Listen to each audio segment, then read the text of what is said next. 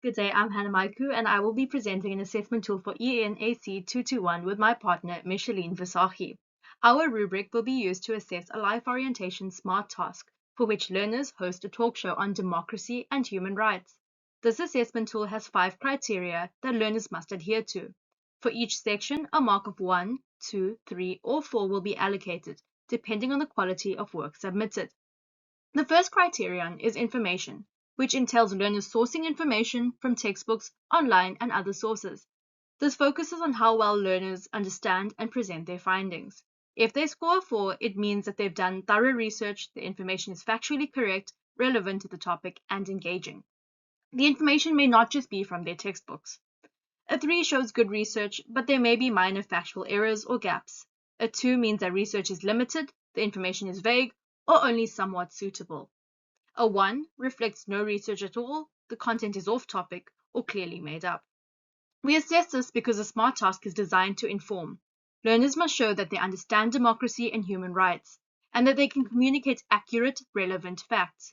The second criterion is group work. This assesses how well learners collaborate and rehearse. A 4 means that the group works smoothly together, their role play flows naturally, and it's evident that they've practiced. A 3 shows good teamwork, but there may be pauses and signs of limited rehearsal. A 2 means that the group struggles to collaborate, there are awkward silences and poor transitions. A 1 reflects poor preparation and little to no teamwork. We included this because a SMART task is collaborative.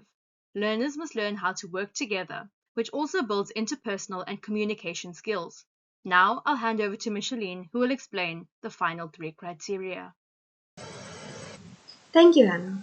The third criteria is visual aids. This includes props, costumes, and how well the interview setup is portrayed. A 4 means learners use suitable props and costumes, and the stage clearly resembles a talk show. A 3 shows effort, but the setup may not fully reflect an interview.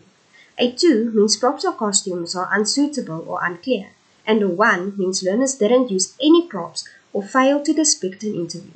This matters because visual aids helps the learners engage with the task creatively and make their performance more realistic. The fourth criteria is language.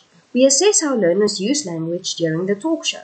A 4 means learners use formal, appropriate language and follow grammar rules. A 3 shows mostly suitable language with minor errors or informal phrases. A 2 includes several instances of inappropriate or informal language. And 1 means the learners is mostly unsuitable or informal. Since learners speak English as a third additional language, we've kept the expectations clear and achievable, while still encouraging formal communication. The final criteria is the individual mark.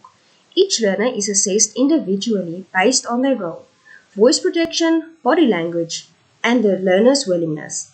A 4 means the learner plays the role effectively, speaks clearly, and shows initiative. A 3 shows good effort, with gestures and expressions, and they are audible.